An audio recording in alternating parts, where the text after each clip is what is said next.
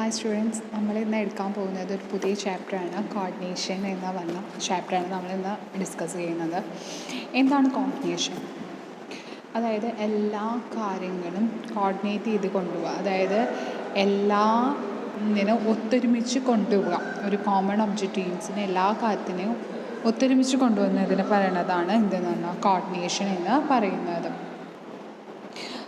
Coordination എങ്ങനെ possible ആവുക? എല്ലാവരുടെയും ഒറ്റ വ്യക്തികളുടെയും എഫേർട്ട് കൊണ്ടാണ് അവർ ഗോൾസ് കാര്യങ്ങൾ അച്ചീവ് ചെയ്യാൻ പറ്റുള്ളൂ.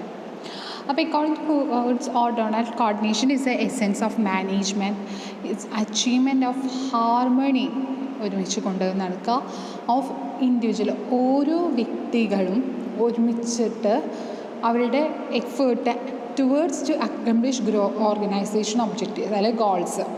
അതായത് നമ്മൾ ഈ കോളേജിനൊരു നല്ലൊരു പേര് വേണം, അല്ലെങ്കിൽ നല്ല ഒരു ഇവിടുത്തെ എയിം അല്ലെങ്കിൽ ഇവിടുത്തെ ഒബ്ജക്റ്റീവ് എന്ന് പറഞ്ഞാൽ കുട്ടികൾ നന്നായി പഠിച്ച് നല്ല മാർക്ക് മേടിക്കുക. അപ്പോൾ അത് എന്താണ്, എല്ലാ കുട്ടികളും ഒരുമിച്ച് നിന്ന് പരിശ്രമിച്ച് നല്ല മാർക്ക് അല്ലെങ്കിൽ റാങ്ക് ഹോൾഡേഴ്സിനൊക്കെ എടുത്തുക. അങ്ങനെ നമ്മളല്ലേ അപ്പോഴല്ലേ നമ്മുടെ ഓർഗനൈസേഷന് ഒരു ഗോൾ അച്ചീവ് ചെയ്യാൻ പറ്റുക.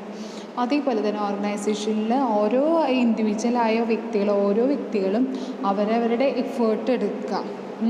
ആ എഫേർട്ടിലൂടെ അവിടുത്തെ ഓർഗനൈസേഷനിലെ ഗോൾസ് അച്ചീവ് ചെയ്യാൻ ഇതിലൂടെ നമുക്ക് ഹെൽപ്പ് ആവുന്നുണ്ടോ. അപ്പോൾ ഇതാണ് എന്തെന്നാണ് കോർഡിനേഷനിലെ ഒരു ഗ്രൂപ്പിനെ ഓർഡർ ആക്കുക, അതായത് എല്ലാം ഒരുമിച്ച് കൊണ്ട് നടക്കുന്നതിനെ പറയുന്നതാണ് എന്തെന്നാണ് കോർഡിനേഷൻ എന്ന് പറയുന്നത്. ഇനി അതിൻ്റെ ഫീച്ചേഴ്സ് എന്നുള്ളത്, it is an activity of management. ഇതൊരു മാനേജ്മെൻറ്റിൻ്റെ ഒരു ആക്ടിവിറ്റിയാണ് എന്തെന്ന് പറഞ്ഞത് കോർഡിനേഷൻ എന്ന് പറയുന്നത്.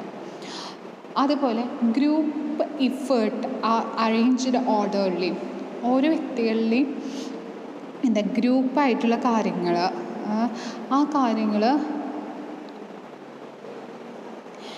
ഓരോ വ്യക്തികളുടെ എഫേർട്ട് അത് കൃത്യമായിട്ട് ഓർഡറാക്കി ഉള്ള ഒരു ഒരു എഫേർട്ടാണ്. ഓരോ വ്യക്തികളുടെ എഫേർട്ടും അത് ഓർഡർലി അറേഞ്ച് ചെയ്യുന്ന ഒരു ഫീച്ചറുണ്ട്.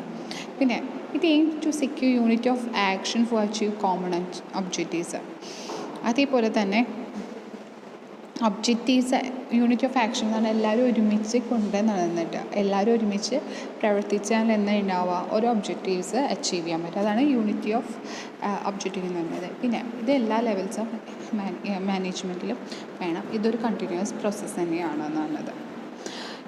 അതുപോലെ ഒരു വ്യക്തിയും കൂടി കോർഡിനേഷനെ definition. Coordination is orderly synchrony of effort of supporting to provide proper amount, timing, quality of execution, so they unify effort lead to state object, namely common purpose of enterprises.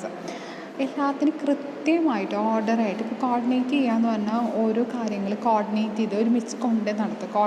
ഒരു programme coordinate ചെയ്യുക എന്നൊക്കെ പറഞ്ഞിട്ടില്ലേ, ഒരുമിച്ച് കാര്യങ്ങൾ കൂട്ടിച്ചേർത്ത് കൊണ്ടുപോകാം.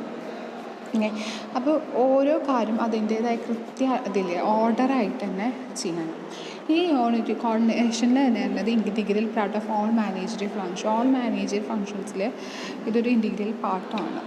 Coordination through planning facilitates coordination by integrating the various plans through mutual exchange. അതായത് ഇപ്പോൾ പ്ലാനിങ് അറിയാമല്ലോ, പ്ലാൻ ചെയ്യാന്ന് പറഞ്ഞാൽ എന്താ, ഓരോ കാര്യങ്ങൾ ഭാവിയിൽ ഫ്യൂച്ചറിൽ നടക്കാൻ പോകുന്ന കാര്യങ്ങളൊക്കെ ഇപ്പോൾ തന്നെ മുൻകൂട്ടി പ്ലാൻ ചെയ്യുക.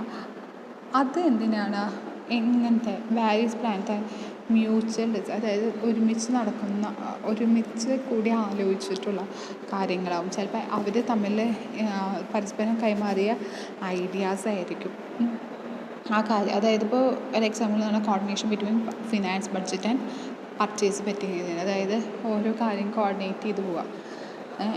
ഒന്നെങ്കിൽ ചിലപ്പോൾ ഫിനാൻസ് കാര്യങ്ങളാവും, അല്ലെങ്കിൽ പർച്ചേസിൻ്റെ കാര്യം, അത് കോർഡിനേറ്റ് ചെയ്യാം. Coordination through organising. Mooney consider as a coordination a very essence of organise ചെയ്യാന്ന് പറഞ്ഞത് എന്താ പഠിച്ചിട്ടുണ്ടായിരുന്നു. അപ്പോൾ ഇവിടെ ഓർഗനൈസിൽ ചെയ്യുമ്പോൾ അതിൽ മെയിനായിട്ടുള്ളത് മണിയാണ്. അതിലൂടെയാണ് കോർഡിനേഷൻ പോസിബിൾ ആവുള്ളൂ എന്ന് പറയുന്നത്. Staffing, a manager should bear in mind that right number of persons in various positions, right type of education and skills are taken in a right man for right job. ഇവിടുത്തെ case എന്ന് പറഞ്ഞാൽ coordinate ചെയ്യുന്നത് direct, അതായത് കൃത്യമായ വ്യക്തികളെ കൃത്യസമയത്ത് കൃത്യമായ ജോലികളെ ഏൽപ്പിക്കുന്നതാണ് എന്ത് സ്റ്റാഫിങ്ങിലൂടെ ഉദ്ദേശം. ഡയറക്റ്റിംഗ്, അതായത് പ്രോപ്പറായ ഓർഡേഴ്സ് കൊടുക്കുക, അവരെ ഗൈഡ് ചെയ്യുക, അതൊക്കെ കൃത്യമായിട്ട് തന്നെ ഓർഡറിൽ തന്നെയാണ് ചെയ്യാൻ പറ്റും. സുപ്പീരിയർ സബോർഡിനേറ്റ് കൃത്യമായിട്ട് വിവരങ്ങൾ കാര്യങ്ങൾ കൊടുക്കുന്നതാണ് ഡയറക്റ്റിങ്ങിലൂടെ ഉദ്ദേശിക്കുന്നത്.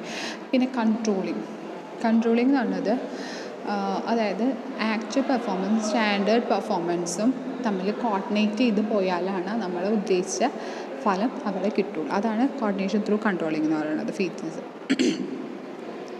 ഇനി കുറച്ച് പ്രിൻസിപ്പിൾസ് ഉണ്ട്.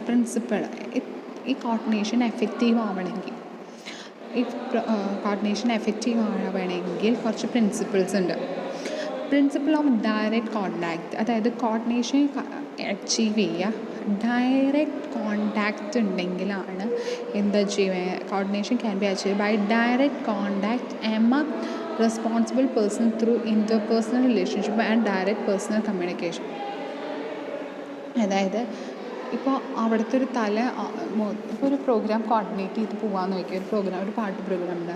ആ കണ്ടക്ട് ചെയ്യുന്ന ആളായിട്ട് കൃത്യമായിട്ടൊരു വിവരണം ഉണ്ടെങ്കിൽ മാത്രമാണ് അവിടെ കോർഡിനേറ്റ് പോസിബിൾ ആവുള്ളൂ.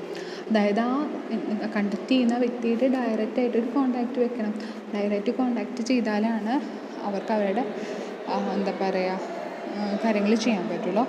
ഏർലി സ്റ്റേജ്, അതായത് കോർഡിനേഷൻ എന്ന് പറഞ്ഞത് പ്ലാനിൻ്റെയൊക്കെ മുമ്പ് ഉള്ള ഒരു പ്ലാനിങ്ങും പോളിസീസൊക്കെ മുമ്പുള്ള ഒരു സ്റ്റേജാണ് എന്തെന്നാണ് കോർഡിനേഷൻ എന്ന് പറഞ്ഞത്. Reciprocal relationship, Mary Parker said that all factors in situation are reciprocal. For example, A work with B and each influence the others and both are influenced by all the people in their organization. അതായത് reciprocal, അങ്ങോട്ടും ഇങ്ങോട്ടുള്ള രീതിയിൽ തന്നെയാണ് അവർ ചെയ്യുന്നത്. അതായത് A work ചെയ്യുകയാണ്, ബിയോടൊപ്പം work ചെയ്യുകയാണെങ്കിൽ അത് മറ്റുള്ളവരെ ഇൻഫ്ലുവൻസ് ചെയ്യുന്നത്. അപ്പോൾ അതും മറ്റുള്ളവർ, ഇപ്പം ഞാനും വേറൊരാളും കൂടി വർക്ക് ചെയ്യുകയാണെങ്കിൽ അത് ആ ഓർഗനൈസേഷനിൽ മൊത്തം തന്നെ അത് എഫക്റ്റ് ചെയ്യും. അതാണ് reciprocal relationship. Principle of continuity, coordination എന്ന് പറഞ്ഞാൽ ഒരു കണ്ടിന്യൂസ് പ്രോസസ്സാണ്, എൻഡ് ചെയ്യണില്ല, അതിങ്ങനെ തുറന്നുകൊണ്ട് തന്നെ ഇരിക്കും. പിന്നെ self coordination, according to prevent particular department affect other function or department, it is turn affected by other department or function. അതായത് ഒരു പർട്ടിക്കുലർ ഡിപ്പാർട്ട്മെൻറ്റ് അവരുടെ ഫങ്ഷൻ അല്ലെങ്കിൽ ഡിപ്പാർട്ട്മെൻറ്റിനെ എഫക്റ്റ് ചെയ്യുകയാണെങ്കിൽ അത് മറ്റുള്ള ഡിപ്പാർട്ട്മെൻറ്റ്, ഇപ്പോൾ ഫിനാൻസ് എന്ന ഡിപ്പാർട്ട്മെൻറ്റ് എന്തെങ്കിലും പൈസ ഷോർട്ടേജ് വരികയാണെങ്കിൽ അത് പ്രൊഡക്ഷനിലും അതേപോലെ ലേബേഴ്സിനും അങ്ങനെ എല്ലാത്തിനും എഫക്റ്റ് ചെയ്യും. അതാണ് പ്രിൻസിപ്പിൾ ഓഫ് സെൽഫ് കോർഡിനേഷനോട്. അപ്പോൾ പ്രിൻസിപ്പിൾ ഓഫ് ഡയറക്റ്റ് ആണ്, early stage, reciprocal relationship, principle of continuity, principle of self coordination. ഇതാണ് പ്രിൻസിപ്പിൾസ് ഓഫ്. Thank U.